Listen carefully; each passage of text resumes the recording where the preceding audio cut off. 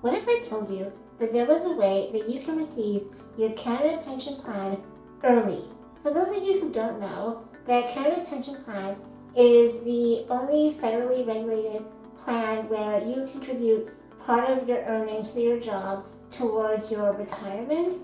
And for most people, you can't access it until you're 65 unless you have a disability. When you have a disability, not only can you access your pension plan, but there's other benefits that you can get as well that we will discuss in today's video. This video is meant for informational purposes only, and all things discussed are found from the official government website. First, we're going to discuss Canada Pension Plan Disability Benefits. CPP Disability is a monthly payment for people between the ages of 18 to 64 who cannot work regularly because of severe and prolonged disability. So, as I mentioned, this is a program for people who are under the age of when you normally get your CPP, which is the age of 65. If you have a disability and need disability benefits, then it's for people who are under the age of 65. I didn't know it was as young as 18, but between the ages of 18 and 65, or 64, so working adults who have a severe and prolonged disability. To qualify, you must be under the age of 65, have a long-term disability that prevents substantial gainful work, and have enough CPP contributions. So yes, again, it's meant for people who have a severe disability that they cannot foreseeably go back into the workforce. Now, what they say about contributions, and that you have to have enough contributions, that is something you have to look in with when maybe discuss the program with the officials who run CPP, because that can be vague. You know, it doesn't mean you have to contribute maybe 5 years, 10 years, or maybe they say based on how much you contributed, because it is off of your paycheck every single month or every single pay period, then you may have to have contributed for a certain amount of time in order to get the full amount, or maybe they will provide you money for a certain amount of time, and then after that you might need government assistance or other programs to give you monthly payments. So definitely discuss with CPP how much your contributions will go towards you being eligible for the disability benefits. In 2026, the maximum monthly amount is $1,741.20, while the average for a new beneficiary was $1,191.72 as of October 2025, with the actual amount based on your contribution history. So obviously they have a cap on what they will pay for individuals, especially because they may also have to pay for your regular CPP after you hit the age of 65. So there is a cap, but that doesn't mean you automatically get the maximum amount. It does depend on your contributions and how long you've been contributing. So it's something to really look at and not just assume that you're getting the maximum amount allowed by the program. You must apply through My Service Canada account or by paper, and you'll also need to submit a medical form completed with your doctor or nurse practitioner. So that's obviously straightforward. In terms of any program where you are stating you have a disability and you need resources or you need financial assistance, you have to prove the disability. You can't just state it. You have to have a medical professional diagnose it and determine that you cannot work for the foreseeable future or if ever again. And so that is something that most programs will need to have. You should apply as soon as possible. Report work if you earn over $7,400 before tax in 2026, and know that the benefit automatically changes to a CPP retirement pension at age 65.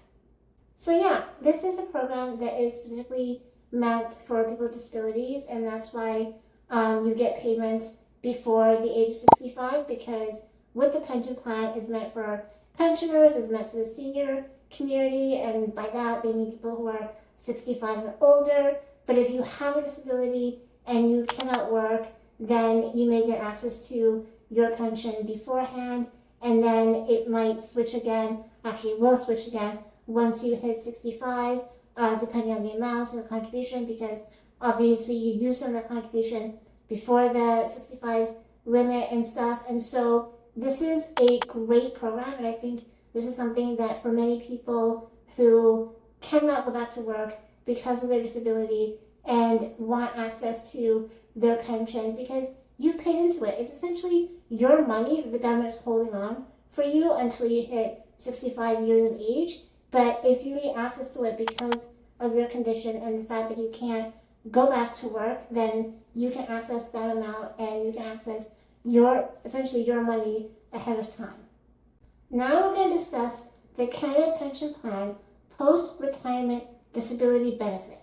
The Post-Retirement Disability Benefit is a CPP benefit for people already receiving CPP retirement pension who later became disabled and meet the qualifying rules. So this is basically an extra benefit and an extra payment for people who are already receiving CPP benefits. And actually, this is specifically for people who sometimes you can receive CPP actually at the age of 60. Most people receive it at 65, but it depends on the situation. You can receive it early pension at age 60. And I think this is a program specifically targeted towards them. If you become disabled either on or before that period between 60 and 65, before you get your full pension, then it's like a supplement that can help the retirement that you're already receiving.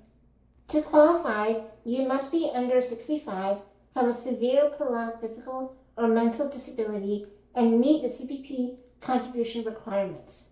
So again, this is a program that's meant for people who are in sort of their early 60s and have early CPP payments, but don't receive the full amount that you would at 65, but you do have a disability during that segment of 60 to 65, and have a severe or prolonged disability. This is actually a really new benefit. It only came into effect in 2019, so I think that's why I was confused about what made this different than the regular disability benefit. And it's for people who are receiving technically their CPP pension, but are sooner rather than the 65 limit, which I guess is like generally people receive it, but you can receive it as soon as 60.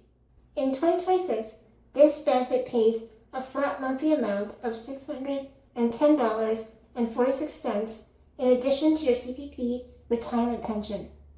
Obviously, with the amount the way it is, it doesn't really matter your contribution, and it just matters that you qualify to meet this like extra benefit, and that's why there's a flat rate. There's no negotiation room depending on your disability, depending on your age, depending on your contribution. It's just a flat rate for everyone who qualifies.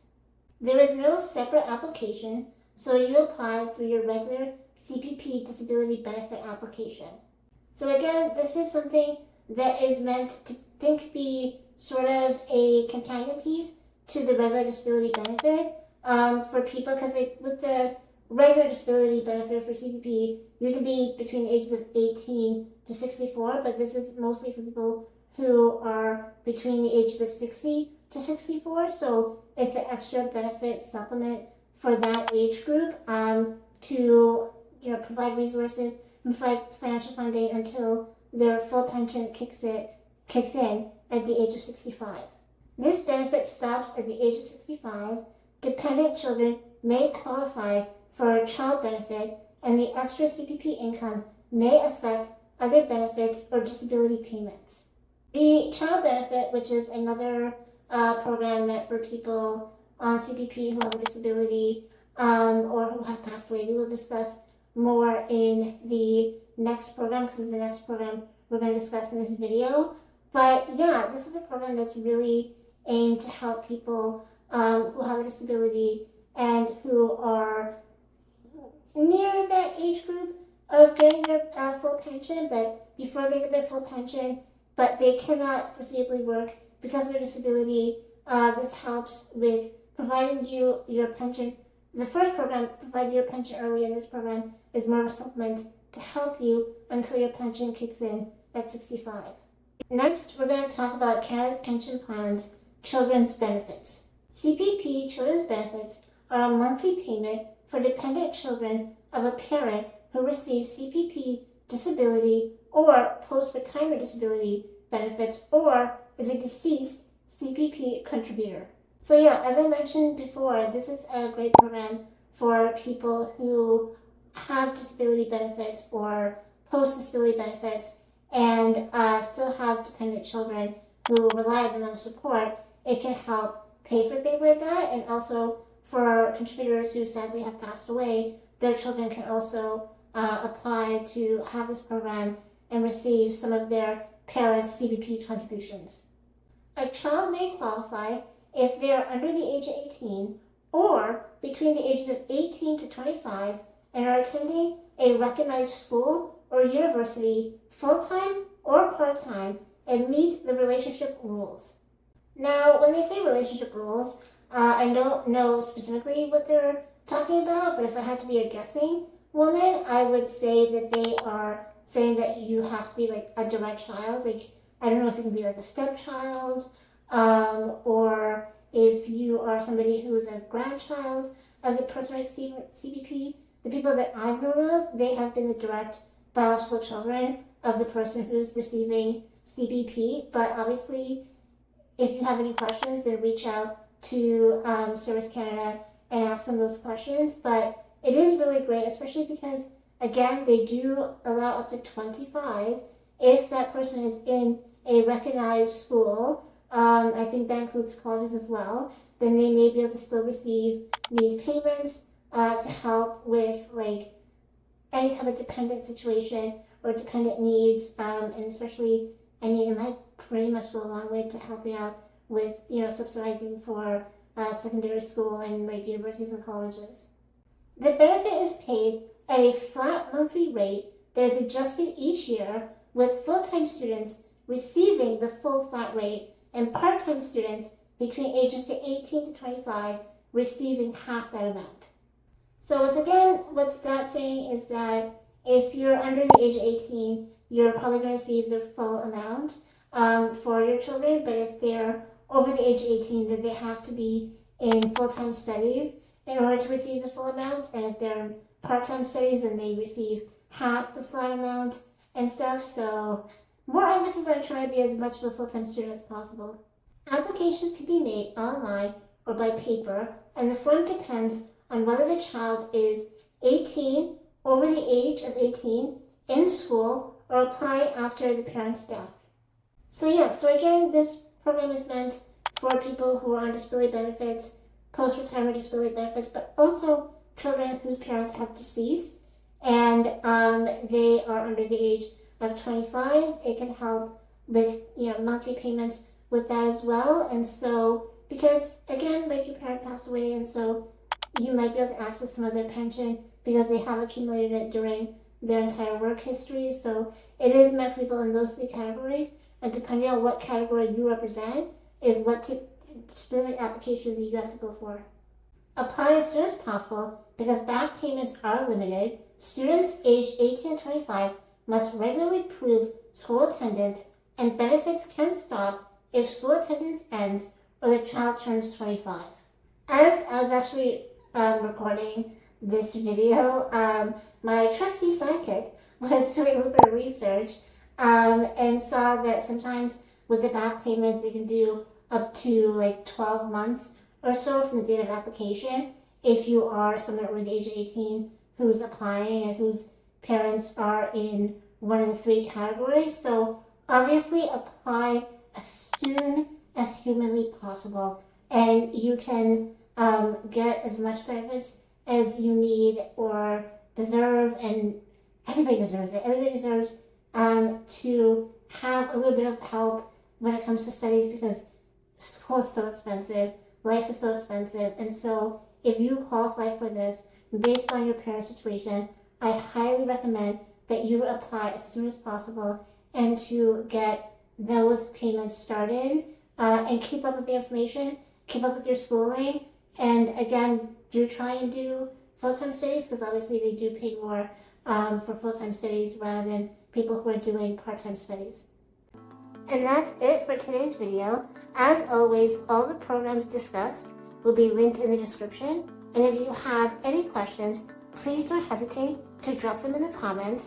And also, don't forget to like, share, and subscribe. It really helps my channel grow. And watch some of these other videos that YouTube has recommended.